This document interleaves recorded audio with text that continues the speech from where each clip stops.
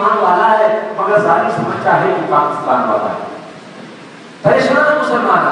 आज मुसलमानों को नौकरी इसलिए मिलती जा रही फौज के अंदर कि मुसलमान सामने हमारे सरहद के उस पार पाकिस्तान में मुसलमान है और उसका दूसरा सगा भाई जिसके बदन में उसी के बाप का खून है वो दूसरी तरफ खड़ा हुआ है कि उसके हाथ कांप न जाए।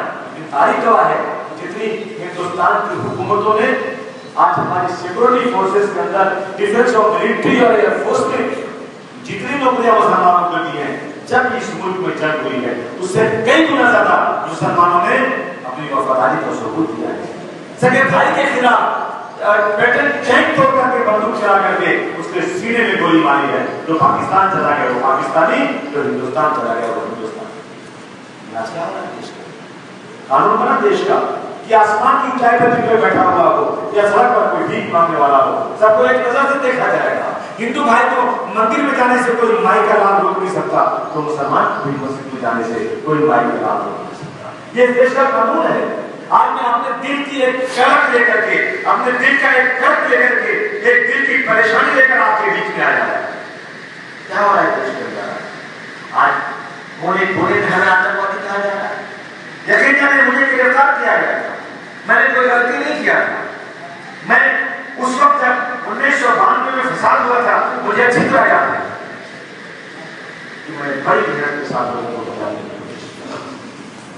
मैंने देखा था किस तरह से वो लोग जो 100 साल से एक महल्ले में रहते हैं बगल का पड़ोसी कैसे उसका दुश्मन बन गया, कैसे अपनी जान को बचा बचा के लोग भाग रहे थे। इसके बाद मुंबई में बम ब्लास्ट हो गया। उस वक्त सऊदी अरब में था, मैं उम्र के लिए तशरीफ ले गया था। जब बम ब्लास्ट हुआ मैं भाग कर वापस आया। बकरीद का दिन था और मैंने अपने साथियों को जमा किया और मैंने कई लाख रुपए जमा किए और मैंने ले जाकर शरद पवार साहब के पास ईद की नमाज पढ़ने के बाद वो पैसे दिए अपने साथियों के साथ कि बम ब्लास्ट में जिस शख्स को भी परेशानी हुई है आपके उस फंड में मैं अपनी तरफ से इतने पैसे दे रहा हूं ताकि उनकी मदद की जाए। उन्हीं के साथ मैं सोचता नहीं क्या हो रहा है, चिल्लाता रहा मैं मदद किसी ने मदद नहीं किया, अल्लाह ने मजबूर कराया। मैंने देखा किस तरह से बगैर किसी गलती के लोगों को जेल में चला जाए। इस सिक्योरिटी फोर्सेस या पुलिस के लोग या आईएएस के आईपीएस जो पढ़े लिखे लोग जो इस मुल्क को चलाते हैं, एक मिनिस्टर बनता है, मिनिस्टर इतना पढ़ा लिखा नहीं होता है लेकिन उसका सेक्रेटरी, उसका आईएएस आईपीएस जो उसका पीए उसका सेक्रेटरी होता है वो उसको बताता है कि साहब कैसे कानून करते हैं, क्या करना है आपको, क्या करना है। आज वही लोग जो बैठे हैं बड़ी बड़ी कुर्सियों पर उनको मालूम है कि ये मुसलमान पकड़ा गया, इसको मैंने गिरफ्तार किया है, उसे गिरफ्तार करके ले जाता है, उसे पकड़ता है कहीं किसी जगह से 10-10, 15-15, 20-20 दिन तक गैर कानूनी हिरासत में रखता है। कौन सा कानून है ये? मैं चैलेंज के साथ कहना चाहता हूं कि अगर बाबा साहब अम्बेडकर का बनाया हुआ कानून समता के ऊपर है, बराबरी के ऊपर है, इक्वलिटी के ऊपर है, तो एक बार शरद पवार के परिवार के किसी आदमी को 10 दिन तक तुम गिरफ्तार करके ले जाकर के मारो और 12वें दिन जाकर के दिखाओ मैंने आज गिरफ्तार किया, तो मैं समझूंगा तुम पुलिस वाले मर्द की औलाद हो, क्योंकि हिजड़ों की औलाद हो तुम्हें।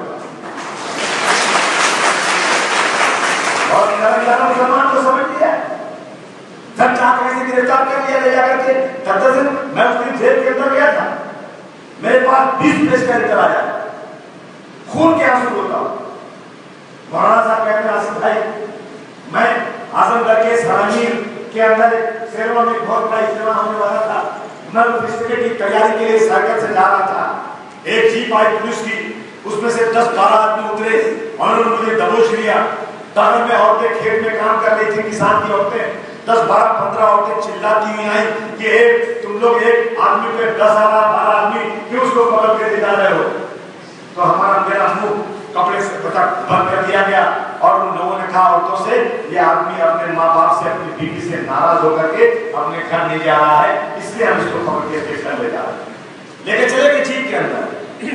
उसके बाद शाम को जब आदमी अपने वो हकीम थे, उनका नाम था मौलाना हकीम तारिक कासिमी, आलिम थे पूरे, देवबंद से आलिम की फरागत हासिल किया था।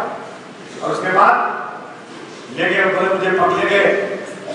जब लेके चले गए रात को अपने घर में आए तो पूरे इलाके के लोग वहां के थानेदार के पास गए, वहां के एसपी के पास गए, बताया कि साहब को ऐसा ऐसा वाकया हुआ है।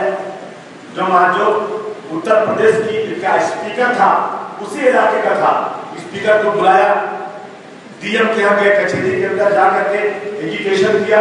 5 दिन तक उस आदमी का कोई पता नहीं चला। ऐनी शाही आंखों से देखे गवाह मौजूद है।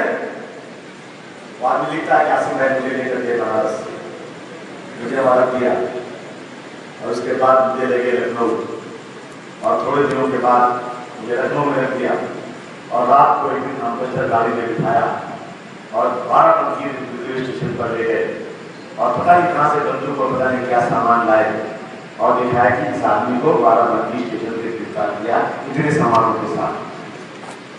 आप बताइए मुझे, आप वो आदमी कह रहा है कि मैं बेकसूर हूं, पुलिस वाले कह रहे हैं हाँ तू बेकसूर है, मैं जानता हूं, लेकिन तू इस मुल्क के अंदर मुसलमानों की हक की लड़ाई करना चाहता है। तू कहता है इस मुल्क में मैं इस्लामी हुकूमत लाऊंगा, इसलिए हम तुझे पकड़े हैं। हम कोई हजाम नहीं है, हम कोई सड़क पर मिट्टी फेंकने वाले नहीं है, हम IAS और IPS है, हम इस मुल्क को चलाते हैं। हमें मालूम है कि कौन गुनहगार है कौन गुनहगार नहीं है, लेकिन तुम्हारी ये जुर्रत कैसे कि तुम हिंदुस्तान के अंदर मुसलमानों को बराबरी का हक दिलवाना चाहते हो। ये सच्चाई है, इसलिए आपके पास चल रहा है, आपसे बात करने आया। इस मुल्क को आजाद कराने के लिए बहुत बड़ी कोशिशें हुई, एक आदमी ने आजादी नहीं दिलाई है। मैं पढ़ता हूँ किताबों के अंदर, मैं उस दिन हवाई जहाज में जा रहा था, किस्सा पढ़ने लगा। अजीमुल्लाह खान साहब कानपुर के रहने वाले, एक मिस्त्री के बेटे, गरीब घर का। अगर सबसे पहले इस मुल्क में 1857 की कदर या अंग्रेजों के खिलाफ लड़ाई शुरू करने वाला कोई शख्स था तो अजीमुल्लाह खान साहब है। लेकिन आज कहते जिन्होंने जान देकर मैं कदे की आबरू रखी वही अब खतरे के लिए तरसाया जाए।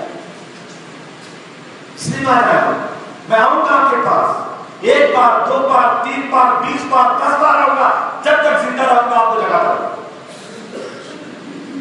क्योंकि हम दब कर रहने वाले लोग नहीं, हम किसी की मेहरबानी पर नहीं, अल्लाह की मेहरबानी पर जिंदा है। आराम पार्टी तुम तो बहुत छोटे आदमी हो, शरद पवार तुम्हारी कोई हैसियत नहीं है, सोनिया गांधी, अडवाणी, मनमोहन सिंह जी तुम हमें डराते हो। हम तो अपना कसम पहले खरीद चुके हैं, जो कौम पहले से मरने को तैयार है उसे क्या डराते हो। इसलिए आपके बीच अपनी दिल की शर्त लेकर आया। समाजवादी पार्टी का प्रेसिडेंट हूँ, MLA हूँ, MP रह चुका हूँ, उन सारे प्लेटफॉर्म पर आपसे बात करने नहीं आया। आपसे बात करने न कांग्रेस का हो या किसी और पार्टी का भी, उससे बात करने आया। ये कौमी मजलिस शुरा मैंने इसलिए बनाया कि जब मैं खड़े होकर के लोगों से कहता हूँ कि मेरे साथ आओ, कहते हैं समाजवादी पार्टी वाला इसलिए बुला रहा है, नहीं, सब पैदा करने वाले की। अगर आप कहते हैं कि नहीं समाजवादी पार्टी हमारी विगत और कौम के लिए बेकार है, इस बात को साबित कर दे तो मैं अपनी 2 बात की औलाद करके समाजवादी पार्टी को छोड़ दूँ। बताइए मुझे कौन सा रास्ता है जो रास्ता इंसाफ की तरफ जाता है। मैं आपके साथ उस रास्ते आपके पीछे खड़े होकर मैं इस बारे में बोलने को तैयार हूं। मैं इसीलिए आप सबको बुलाया, मैंने राय मशवरे के लिए बुलाया कि आपसे सर जोड़कर बैठूं और बात करूं। मेरे लिए सियासी पार्टी कोई अहमियत नहीं रखती, मैं 1 लाख पैसा हराम नहीं लेता किसी से, मैं अपने कमाई हुई गाड़ी कमाई और टैक्स भरे हुए पैसे को लाकर अपने खर्च चला करके मैं सारे अभियान चलाता हूं।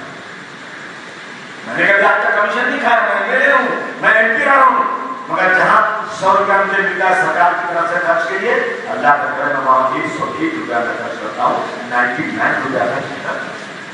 मैं उन नेताओं की तरह से नहीं हूं जो पैसे कमाने के लिए राजनीति में आया हूं। इसलिए आपसे कहना चाहता हूं कौमी मजलिस का प्लेटफॉर्म है, जिस तरह सर जोड़कर बात करें बैठ करके हमारे मसाइल कैसे हल हो सकते हैं। मैंने तो सोच रहा था कि 543 की पार्लियामेंट, 543 MP हिंदुस्तान से चुनकर जाते हैं और एक बड़ी पंचायत दिल्ली में बनी हुई है, उसी दिल्ली की पंचायत में बैठे जैसे आप सब बैठे हुए हैं और सेशन शुरू होता है। मसले रखे जाते हैं कि हमारे मुल्क में एक कानून बनेगा, तो उसमें 5 आदमी कहते हैं नहीं बनेगा, 5 कहते हैं बनेगा, 6 कहते हैं ये बनेगा।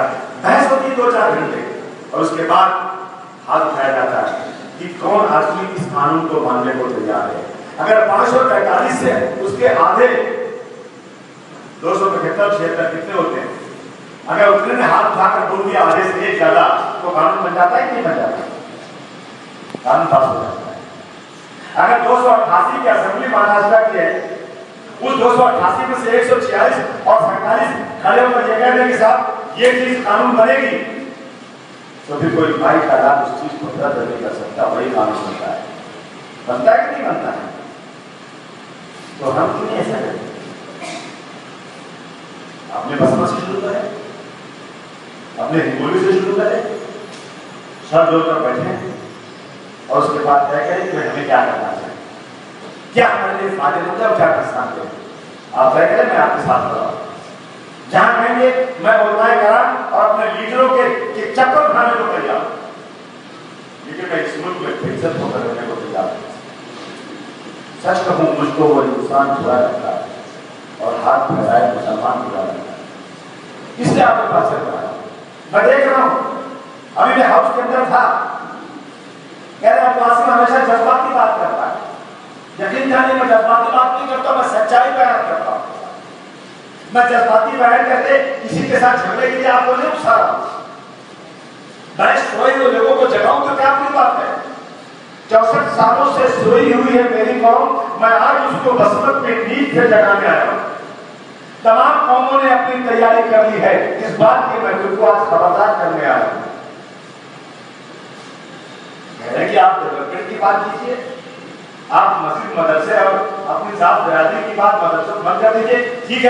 ठीक है मुख्यमंत्री जी, ठीक है हमारे फाइनेंस मिनिस्टर अजीत पवार जी, मैं आपसे आज बात करता हूँ इस जनता की अदालत में, इस टेलीविजन के माध्यम से डेवलपमेंट की बात करता हूँ। मुझे याद है महाराष्ट्र का बजट जब निकला, बजट जो आया आपकी बात, पिछली बार जब बजट आया था 2011 और 12 में, तो इन्होंने माइनॉरिटी को, मुसलमान को नहीं बल्कि माइनॉरिटी को, माइनॉरिटी का मतलब सिर्फ मुसलमान ही होता है, मुसलमान एक तरफ हो गया और माइनॉरिटी में दूसरे लोग जो है जैन, पारसी, सिख और बुद्ध, ये सारे लोग मिलाकर 13% में मुसलमान है और 13% ये लोग, तकरीबन 25 से 26% माइनॉरिटी दोनों मिलाकर, और मुसलमान बोलेंगे तो 13%। तो इन्होंने दिया 2011 और 12 में 249 करोड़ रुपए का बजट माइनॉरिटी को। तो अगर मैं मुसलमान को कहूं तो कितना हो गया? 120 करोड़ तो हुआ ना, 125 करोड़, 125 करोड़। अब उसके बाद सामने दूसरे को कितना दिया इन्होंने? उधर दूसरे जिनकी तादाद 25% है उनको दिया 249 करोड़, और जिनकी तादाद 35% है यानी 10% ज्यादा है इनसे, उनको कितना दिया? 8,000 करोड़। तो मैं क्या करूं इनको? ताली बजा के स्वागत करूं या गाली दूं इनको मैं? आप 25% वाले को 250 करोड़ दे रहे हो और 35% वाले को आप 8,000 करोड़ का बजट दे रहे हो, और जिसको यकीन नहीं हो आना तक बजट की किताब उसको पढ़वा दूंगा। उसके बाद मैं देख रहा हूं अब दूसरा साल आ गया, ये 2011 की बात बोल रहा था मैं, अब 12-13 का बजट अभी पिछले 3 महीने पहले बजट अनाउंस हुआ था। महंगाई बढ़ गई, सब कुछ दिन रात बढ़ता जा रहा है, आलू प्याज दाल चावल सीमेंट ईंट दुनिया की हर चीज का दाम दुगना होता जा रहा है, पेट्रोल का दाम बढ़ता जा रहा है। तो उसमें इन्होंने क्या किया? अब की बात उन्होंने बजट दिया मुसलमानों माइनॉरिटी को, जहां 250 करोड़ दिया था अब की 222 करोड़ दिया, तो मुसलमान के कितना हो गया? 111 करोड़। मैं ये कहना चाहता हूं, मैं इसी के साथ आपको बता दूं कि उत्तर प्रदेश में समाजवादी पार्टी की सरकार है। समाजवादी पार्टी मुसलमानों की पार्टी नहीं है, ये मुस्लिम लीग नहीं है, ये सेक्युलर पार्टी है जिसमें हिंदू, मुसलमान, सिख, ईसाई सबको बराबर का हक दिया जाता है। समाजवाद का मतलब समाज में सबके साथ बराबरी। मेरा नेता मुलायम सिंह यादव मुसलमान नहीं है। मेरा नेता मुलायम सिंह यादव यकीन करना उनकी ऑफिस के अंदर बहुत बड़ी हनुमान की मूर्ति रखी हुई है और हनुमान की पूजा करते हैं। लेकिन मुलायम सिंह यादव की सरकार जब आई, अखिलेश यादव मुख्यमंत्री बने, अभी सेशन चल रहा है, उसमें बजट अनाउंस हुआ। वो उत्तर प्रदेश जहां का नौजवान अपना यूपी छोड़ करके मुंबई, दिल्ली, कलकत्ता की गलियों में मजदूरी करता है, उस उत्तर प्रदेश का बजट जब अनाउंस हुआ तो माइनॉरिटी के लिए 2071 करोड़ रुपया। कितना? 2071 करोड़। और महाराष्ट्र में 222 करोड़। कितना फर्क है, जरा जोड़ लो आप। इसलिए आपके पास नहीं चल रहा है। आप वोट दे रहे हैं कांग्रेस को, लेकिन कांग्रेस देखा नहीं आपको। कह रहे हैं वासिम तुम जरा डेवलपमेंट की बात करो, आओ तुमसे आप मैं डेवलपमेंट की बात आज करूंगा। मैं और आगे जाता हूं। हज कमेटी किसकी है? माइनॉरिटी की है कि नहीं है? आदमी हज के लिए परेशान होता है, करने जाना चाहता है। इन्होंने 2011-12 में जब इनको मतलब था, इलेक्शन था, तब इन्होंने 11-12 के अंदर इन्होंने 5 करोड़ रुपया हज कमेटी को दिया। कितना? और अगली बार कितना दिया पता है आपको? 1 करोड़। महंगाई बढ़ गई, मतलब निकल गया तो पहचानते नहीं, क्यों जा रहे हो जैसे हमें जानते नहीं। 5 करोड़, अगली बार 1 करोड़। माइनॉरिटी कमीशन, एक माइनॉरिटी कमीशन बनाया गया। माइनॉरिटी कमीशन का काम यह था कि हिंगोली में, परभनी में, नांदेड़ में कहीं भी कुछ जुल्म ज्यादती हो जाए तो आकर के कमीशन की बैठते थे।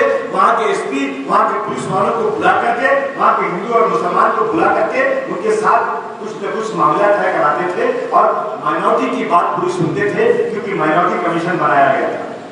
उसका बजट इन्होंने 2011-12 में 3 करोड़ रुपया दिया था और उसमें से खर्चा किया 2 करोड़ 74 लाख, बाकी वापस ले लिया। और अब की बात उन्होंने दिया है 2012-13 में, क्या उस बार दिया था 3 करोड़, अब भी 3 करोड़ दिया है, लेकिन खर्चा नहीं किया। 3 करोड़ क्या दिया है जो पिछले बार दिया था, लेकिन माइनॉरिटी कमीशन ही खत्म कर दिया, उसका चेयरमैन ही कोई नहीं। मुझे बताइए कि आज माइनॉरिटी कमीशन का चेयरमैन कोई है?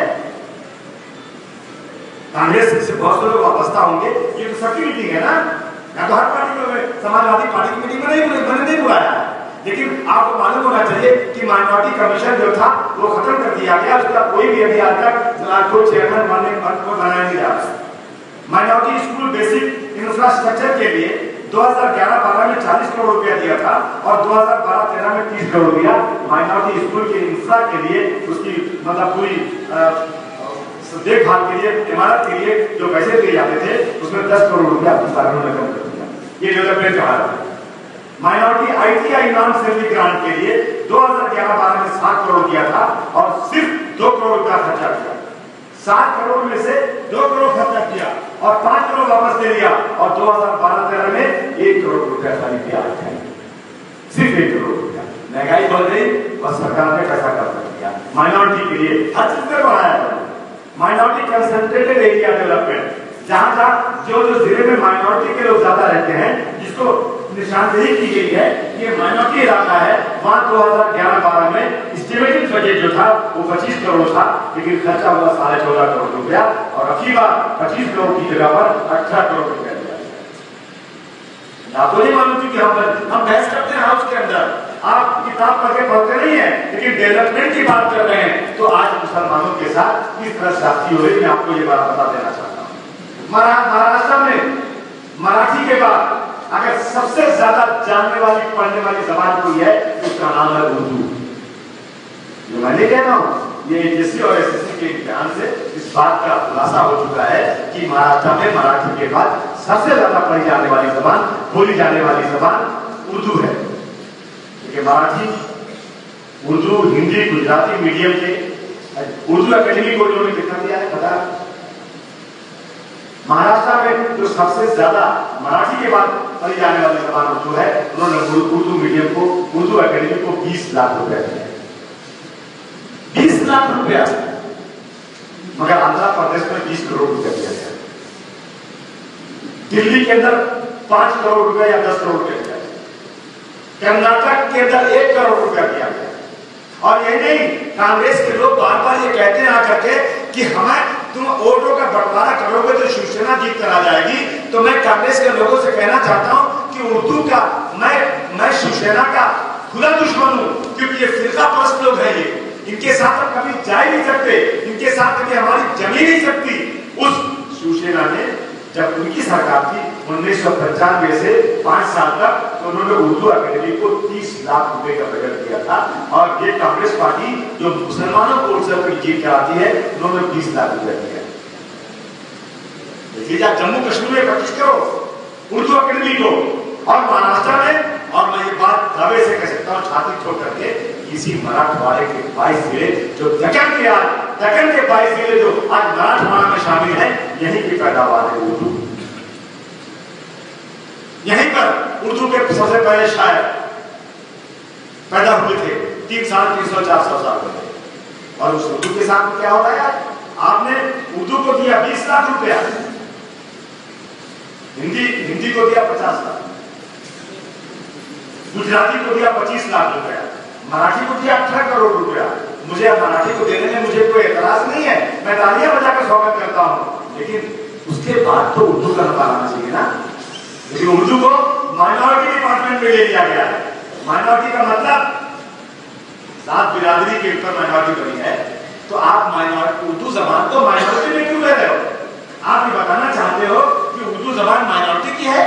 नहीं, उर्दू जबान इस देश की जबान है।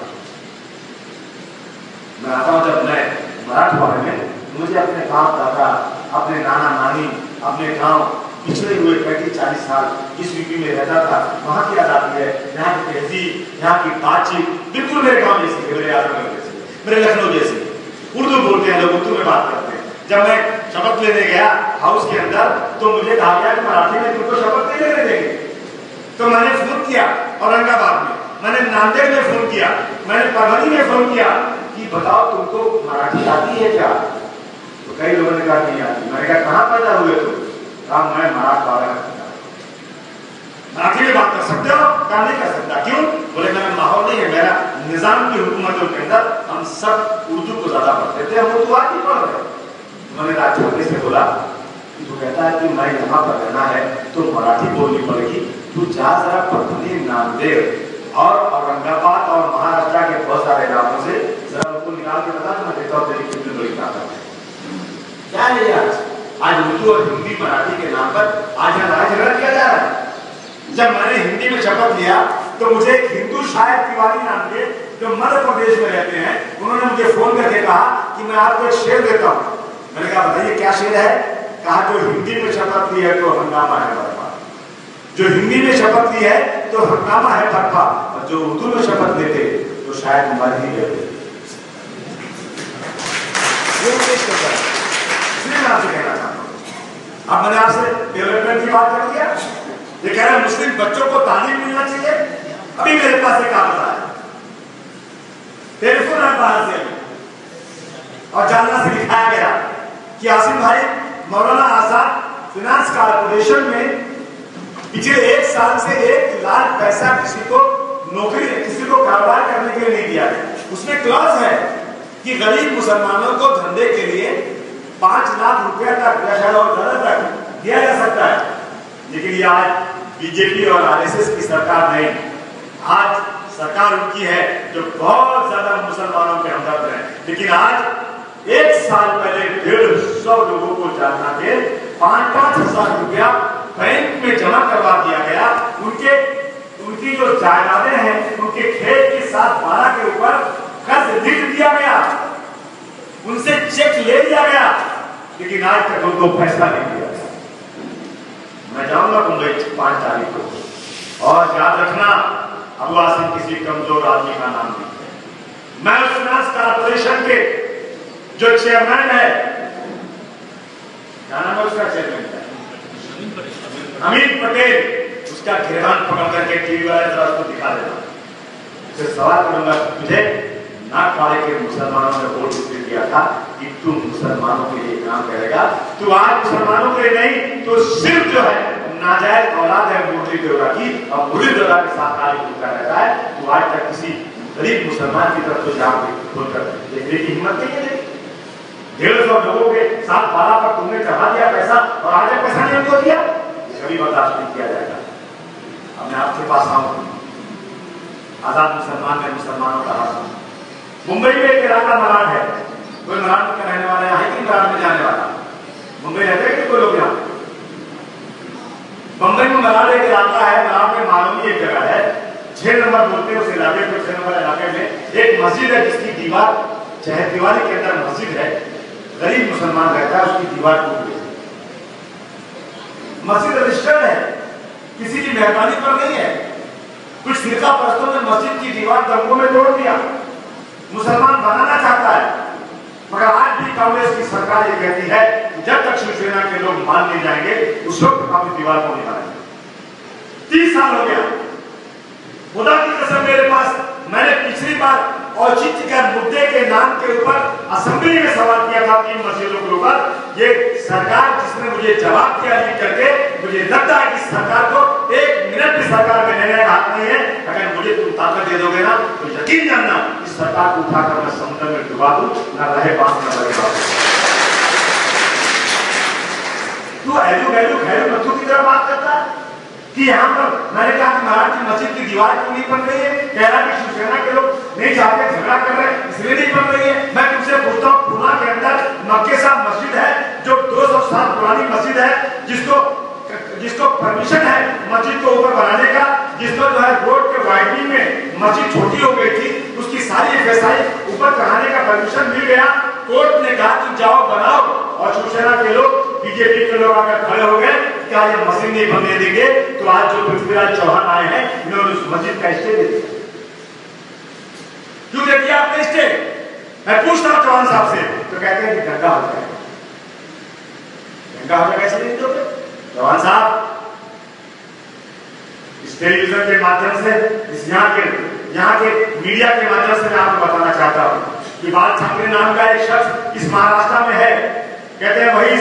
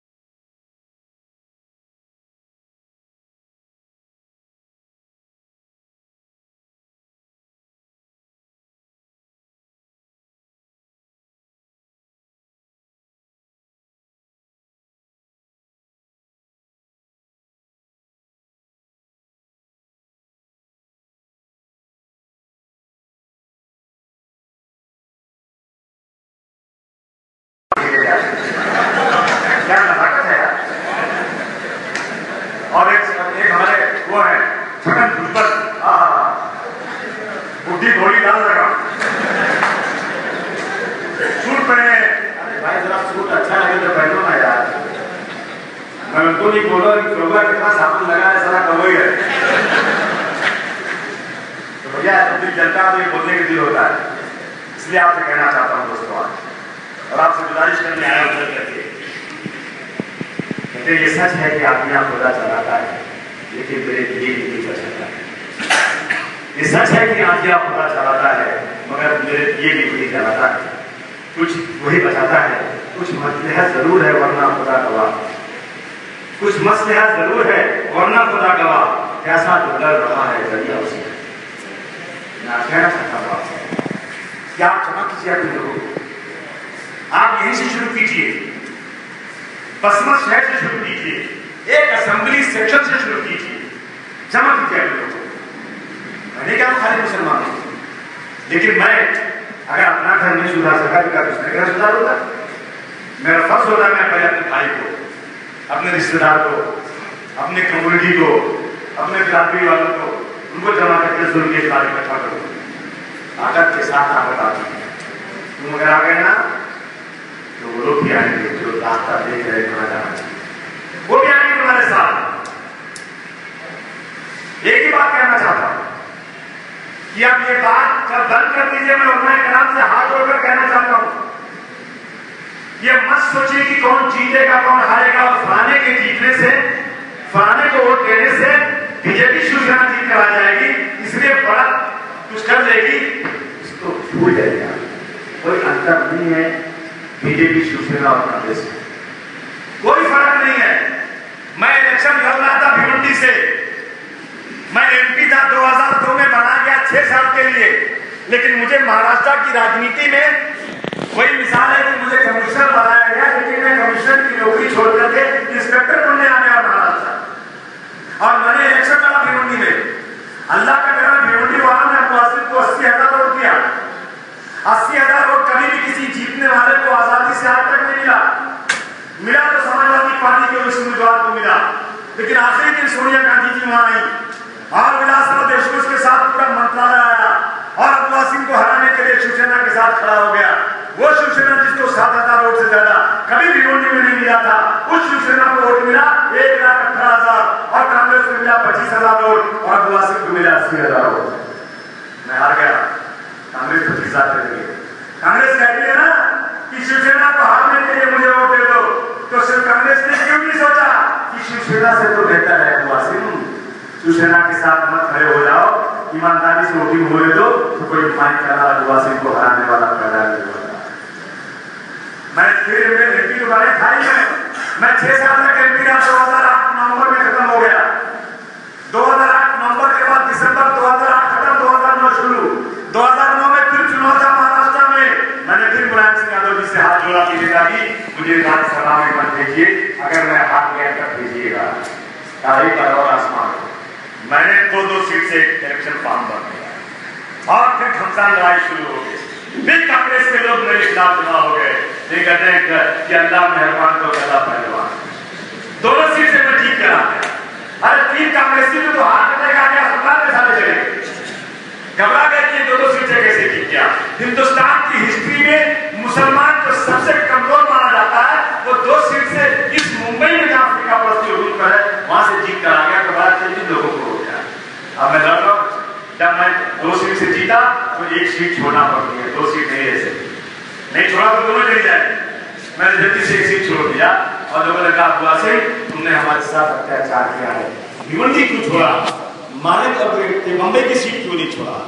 बंबई वाला बोलते हैं कि बंबई की सीट छोड़ा तो मैं खुदकुशी कर लूंगा, मिट्टी का तेल डाल के जला दूंगा। कितनों ने डाल दिया, हाथ पैर जोड़ करके जल्दी पकड़ के हाथ जोड़ा, भाई नहीं छोड़ूंगा नहीं छोड़ूंगा। अब भिवंडी जाओ कि गोंडी जाओ, गोंडी जाओ कि भिवंडी जाओ, ये लफड़ा चलता रहा। तो मैंने फिर भिवंडी की सीट छोड़ दिया कि वो सीट में फिर जीत कर आ सकता हूँ। कहा कि अपने घर के अपने परिवार को लड़ाओ, एक ही लड़का, घर की औरतों का इलेक्शन कर नहीं सकते, कोई सवाल ही नहीं, पैसा बोलते नहीं रहते। लड़के को कहा भाई चल तू लड़ जाएगा, बोला मैं क्या करूँगा, मैंने कहा लड़ जाने के लिए बहुत करना, उसको लड़ने का इलेक्शन शौक नहीं, मैंने खड़ा कर दिया लड़ने के लिए। फिर कांग्रेस पार्टी को ले रहा है और कांग्रेस ने आकर नवाब देवबंदी और बरेलवी चलाया। मैं किसी मसलक का नहीं हूं, मैं एक सियासी आदमी हूं, मेरा भी धर्म हो सकता है, मेरा भी मसलक हो सकता है, लेकिन मैं किसी मसलक का की तबलीग नहीं करता हूं। मैं मौलवी नहीं हूं, मैं हिंदू मुसलमान सिख ईसाई सबके साथ रहता हूं। लेकिन जाकर के इन लोगों ने ऐसे उलमाओं को पकड़ा कि जो अबू आसिफ को बदनाम करे, ये अबू आसिफ ड्यूटी वाला है, ना फिलोसोफी मत लो इसको, कैसी कैसी बातें चलाई। बहुत वोट मिला, 1600 वोट से मेरा बेटा हार गया। कांग्रेस 10,000 वोट से हारी, फिर शिवसेना जीत गया। आप बताइए मुझे, अगर कांग्रेस को इस बात की फिक्र है कि शिवसेना नहीं जीतना चाहिए, तो भिवंडी में कांग्रेस ने क्यों शिवसेना के साथ प्रयोग करके हाथ मिलाकर समाजवादी पार्टी को विरोध किया? ये आप नहीं पूछेंगे? फिर कैसे कांग्रेस की बात आप मान सकते हैं कि कांग्रेस कहती है कि वोटों के बंटवारे से शिवसेना नहीं जीतना चाहिए? इसलिए आपसे अबू आसिफ की सजा हो गई 2.5 साल। मैंने अपील भी किया, मेरा मतलब अपील में खड़ा हुआ है, अपील अगर मेरी रद्द हो गई तो मैं जेल जाऊंगा, लेकिन मुझे कोई फिक्र नहीं है, मैं बोलूंगा तो सच बोलूंगा। कहते हैं कि शेर मुझे याद नहीं आ रहा, कह रहे हैं कि अबू आसिफ जो है, अबू आसिफ ने बहुत स्टाइल अंग्रेजी की तकरीर किया। आज तक मेरी तकरीर पर कोई फसाद नहीं हुआ, मेरी तकरीर पर लोग जुड़े। मैंने किसी हिंदू धर्म के बारे में गलत बोला, मैंने किसी व्यक्ति के बारे में गलत बोला है जो फिर आपस नहीं करता है, वो तो बोलता हूँ। कोई भाई का नाम बोल नहीं सकता, कोई माई का ये कह नहीं सकता कि अबू आसिफ ने आकर फिर आपस को बढ़ावा दिया। 2.5 साल की मुझे सजा हुई है, लेकिन बाल ठाकरे आज इस देश के अंदर वो आता है अहमदाबाद से, क्या नाम उसका है, मोदी नहीं यार, वो तो बढ़िया कैसे कैसे भाषण करता है, लेकिन उसको नहीं पकड़ सकते लोग। बाल ठाकरे कैसा कैसा भाषण का, इसको नहीं पकड़ सकते लोग, अबू आसिफ को पकड़ सकते हैं। इस समझते हैं अबू आसिफ के पीछे कोई है नहीं, जब चाहो उसको जेल में डाल दो। याद रखना आरा पाटिल साहब, तुम मेरे सामने बहुत बौने हो, तुम्हारे पास 9 MP हैं, मेरी पार्टी में आज भी 24 MP दिल्ली में बैठे हुए हैं, मरती हालत में भी 24 MP मेरे पास हैं। तुम्हारी लंबी सरकार यहाँ चल रही है, उत्तर प्रदेश, इस देश का हर 5वां आदमी यूपी का रहने वाला है, वहां मेरी सरकार 224 MLA लेकर के फुल फ्लेज चल रही है। तुम्हारी हैसियत की अबू आसिफ को जेल भेज देंगे इंशाअल्लाह। मैं ठीक क्या चाहूंगा, पक्की बात है, तुम्हारे को गलत काम किया ही नहीं, मैं छुप क्या चाहूंगा, मुझे पूरा यकीन है। क्या आप लोग सोचिए और ये मत सोचिए बात कि कौन जीत कर आएगा, कौन जीत कर बन जाएगा, कौन अच्छा है, कौन आपकी लड़ाई करता है। वोट दीजिए, बाकी अल्लाह ताला मदद करेगा, अल्लाह मदद करेगा तो जरूर जीतेंगे। मुझे उम्मीद है कि आपको मेरी बात हुई समझ में आई। जिस तरह से 543 की पार्लियामेंट मेजॉरिटी से फैसला करती है, इसी तरह से मेरी मिल्लत के लोग जमा हो जाएं और तय करें कि भाई क्या सही है क्या गलत है। मेजॉरिटी से जो फैसला करते वो हर शख्स को कबूल होना चाहिए और सर झुकाकर उस बात को मानना चाहिए। तो इस मुल्क में इज्जत आबरू की जिंदगी गुजार सकते हैं, वरना हमारी जिंदगी इस मुल्क में इज्जत आबरू से नहीं गुजरेगी। इस मुल्क को हिंदू राष्ट्र बनाने की पूरी तैयारी की जा रही है। जो ठाकुर प्रज्ञा सिंह पकड़ी गई, पांडे पकड़ा गया, गोरी पकड़ा गया, उनके साथ एक लैपटॉप पकड़ा गया। उस लैपटॉप के अंदर बातचीत है कि हिंदू राष्ट्र बनाने के लिए ये लोग इसराइल गए थे, इन्होंने इसराइल से मदद मांगी थी। ये लोग नेपाल गए थे, इन्होंने कहा था कि हर साल 50 नौजवान हम भेजेंगे आपके पास ट्रेनिंग करने के लिए। ये थाईलैंड गए थे, इन्होंने थाईलैंड की सरकार से कहा था कि हम हिंदुस्तान में हिंदू राष्ट्र के लिए जद्दोजहद कर रहे हैं, हमें आपकी मदद चाहिए। सारी चीजें पकड़ी जा चुकी हैं, लेकिन आज भी उस संगठन के लोगों पर छूट लगी हुई है और उनको पकड़ा नहीं जा रहा है, उनको फैन नहीं लगाया जा रहा है। इसका ये पूरा मतलब हो गया कि सरकार इस साजिश में शामिल है, इससे आपको करना पड़ेगा। ये कहने आपसे आया था और इस उम्मीद के साथ आ रहा हूँ। ये मीटिंग जो हुई है इतनी देर तक आप घंटों तक यहाँ बैठे रहे हैं, इसको जाया नहीं करेंगे। आप जरूर इसमें गौर करेंगे। मेरे लायक जो भी काम 24 घंटे आप मुझे बताइए, मैं आपके हर मसले करता हूँ। मेरी जितनी हैसियत आपने बनाई है, मैं उससे गुना काम करने को तैयार। मैं मारा जा सकता हूँ, लेकिन मैं जीते जी कौन का सौदा नहीं करूँगा। इस बात को नोट करके हो सकता है, लेकिन मैं जीते जी किसी माई के ऐलान के सामने सर झुकाकर बात नहीं करूंगा। ये मैं आपको यकीन दिलाना चाहता हूँ, आपकी इज्जत और आबरू के लिए मैं अपने आप को कुर्बान देने को तैयार हूँ। लेकिन आपसे गुजारिश करता हूँ मेरे साथ खड़े आप आज साथ खड़े होकर के कुछ करिए इस देश के अंदर, जिसने इस मुल्क को आजाद कराया, वादा होगा। यही कहने आपसे आया था। मैं मुंतजमीन का बहुत शुक्रिया अदा करता हूँ और मैं का बहुत शुक्रिया अदा करता हूँ। आप मेरे बियॉन्ड एक्सपेक्टेशन, मेरी उम्मीद से भी ज्यादा बड़ी तादाद में आप आए। मैं तो बहुत छोटा आदमी, अगर मेरे लिए 5-10 आदमी इसमें से निकल कर आ जाए, मेरा साथ दे दें तो मेरा काम चल जाएगा और मैं अपनी इस मुहिम को कामयाब कर लूंगा। बहुत बहुत शुक्रिया। खुदा हाफिज। जय हिंद, जय भारत।